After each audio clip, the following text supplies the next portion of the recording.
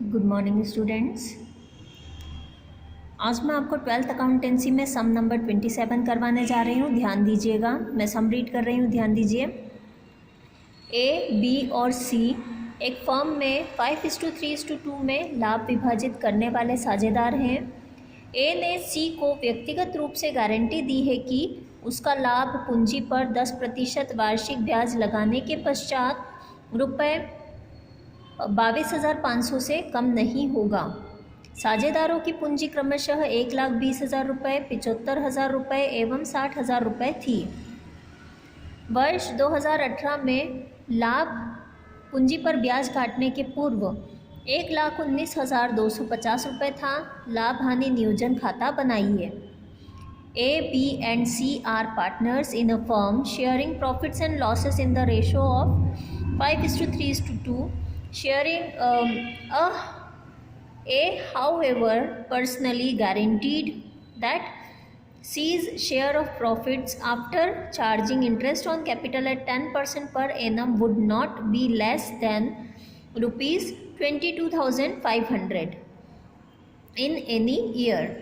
The capitals of the partners were respectively rupees 1,20,000, rupees 75,000, rupees 60,000. The profit for the year 2018 amounted to rupees 1,19,250 before charging interest on capital. Show profit and loss appropriation account. ये एक बहुत ही simple सम है। Main thing जो इसमें दी हुई है, partners के ratios 5:3:2, उनकी कैपिटल्स 1,20,000, 75,000 एंड 60,000। देन प्रॉफिट दिया है ईयर का 1,19,250। ये सब चीज़ें नॉर्मल है। मेन थिंग जो है इस सम में वो है guarantee provided by A to C. यहाँ इस सम में ए ने सी को गारंटी दी है कि उसका जो प्रॉफिट है वो किसी भी साल 22,500 से कम नहीं होगा। ठीक है, यानी प्रॉफिट में से इंटरेस्ट ऑन कैपिटल 10% माइनस करने के बाद जब प्रॉफिट डिस्ट्रीब्यूट होगा अमंग 3 पार्टनर्स तो 22,500 रुपीज़ से कम प्रॉफिट सी को नहीं मिलेगा। और ऑब्वियस सी बात है, ए ने गारंटी दी है, दैट मीन्स अगर बाय चांस सी का शेयर 22,500 से कम होता है तो उस कंडीशन में ए अमाउंट को कंप्लीट करेगा, यानी जो भी कमी है अमाउंट में उसे कंप्लीट करने का जो वर्क है वो ए के शेयर में से होगा। तो अब हम सॉल्यूशन देखते हैं इसका। हमें सब में only profit and loss appropriation account बनाने को बोला गया है तो हम वही बनाएंगे। Profit and loss appropriation account for the year ending 31 December 2018। Debit side, credit side, particulars amount. सबसे पहले हमें प्रॉफिट दिया हुआ है तो हम उसे रिकॉर्ड करेंगे by balance BD 1,19,250 rupees. After that हमें सब में सिर्फ एक ही इन्फॉर्मेशन दी है रिगार्डिंग इंटरेस्ट ऑन कैपिटल, तो हम इंटरेस्ट ऑन कैपिटल कैलकुलेट कर लेंगे। हमें सब में बोला है कि जो भी पार्टनर्स हैं उनके कैपिटल पे 10% इंटरेस्ट अलाउ करना है। ए की कैपिटल थी 1,20,000, इसका 10%, ठीक है। देन बी की कैपिटल थी 75,000, इसका 10%, एंड सी की कैपिटल थी 60,000, उसका 10%। तो इंटरेस्ट ऑन कैपिटल आया है तीनों का, A 12,000, B 7,500 and C 6,000 rupees. Total interest on capital हो गया हमारा 25,500। इसके अलावा सम में और कोई इन्फॉर्मेशन नहीं है तो हम 1,19,250 में से 25,500 को माइनस करेंगे। हमारा आंसर आ जाएगा 93,750 रुपीज़। दोनों साइड का टोटल भी इक्वल हो गया। मेन थिंग है डिवीज़न ऑफ प्रॉफिट, यानी ये जो नेट प्रॉफिट है ये तीनों पार्टनर्स के बीच में कैसे डिवाइड होगा। ए को जितना शेयर की गारंटी दी गई थी उतना मिलेगा या नहीं, और अगर नहीं तो ए कितना शेयर उसे प्रोवाइड करेगा। तो कैलकुलेशन देख लेते हैं हम। Calculation of profit division. Normal division की बात करें, यानी जो हमारा प्रॉफिट है यहाँ पे 93,750, इस प्रॉफिट को तीनों पार्टनर्स में 5:3:2 में हम सबसे पहले डिवाइड कर लेते हैं। तो 93,750 इंटू 5/10, बी का शेयर इंटू 3/10 एंड सी का शेयर इंटू 2/10।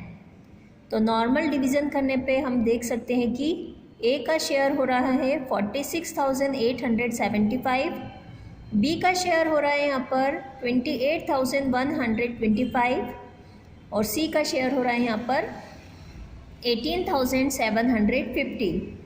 अब सम में हमें बोला गया था कि सी को ए ने गारंटी दी है कितने अमाउंट की, 22,500 की। ठीक है, तो सी को 22,500 की गारंटी ए ने दी है, बट यहाँ उसको जो प्रॉफिट का शेयर मिल रहा है वो बहुत कम है उससे, यानी 18,750 ही है। तो सबसे पहले तो हम डिफरेंस का अमाउंट फाइंड आउट करेंगे कि 22,500 माइनस 18,750 डिफरेंस का अमाउंट कितना आ रहा है। Difference of amount payable by A to C according to guarantee, यानी गारंटी के अकॉर्डिंग ए सी को कितना अमाउंट पे करेगा, क्योंकि गारंटी का 22,500 तो ए को उसे देना पड़ेगा, जिसके लिए हमें इन दोनों अमाउंट्स का डिफरेंस फाइंड आउट करना पड़ेगा। तो guaranteed amount minus actual profit. Guarantee दी गई थी सी को 22,500 की एंड एक्चुअली उसे जो शेयर प्रोवाइड हो रहा है अभी 18,750। इन दोनों का डिफरेंस निकाला हमने तो वो आया है 3,750। तो डेफिनेट थिंग है कि ये जो डिफिशियंसी है सी के शेयर की, इस डिफिशियंसी को बियर करेगा ए। ठीक है, तो हम देख लेते हैं तीनों के नेट अमाउंट्स क्या हो रहे हैं। अब नेट अमाउंट रिसीव्ड बाय ए, उसका जो एक्चुअल शेयर आ रहा था ए का वो था 46,875, पर इस अमाउंट में से उसे सी को उसने गारंटी दी है, तो उसका जो डिफिशियंसी है 3,750 वो सी को देना पड़ेगा। तो हम 46,875 में से माइनस करेंगे 3,750, तो ए का नेट अमाउंट जो है नेट शेयर वो आ जाएगा 43,125। बात करते हैं हम नेट अमाउंट रिसीव्ड बाय सी। सी का नेट अमाउंट क्या होगा, उसको एक्चुअली जो शेयर प्रोवाइड हुआ है वो है 18,750, बट उसका गारंटीड अमाउंट से कम है, तो वो अमाउंट वो ए से रिसीव करेगा। प्लस कर देंगे इसमें 3,750, यानी 22,500 ये हो जाएगा सी का net share. And net amount received by B, B ने सी को कोई गारंटी नहीं दी है तो उसके शेयर पे कोई इफेक्ट नहीं पड़ना है, तो उसका जो एक्चुअल शेयर आया था यानी 28,125, यही अमाउंट उसे एक्चुअली रिसीव होगा।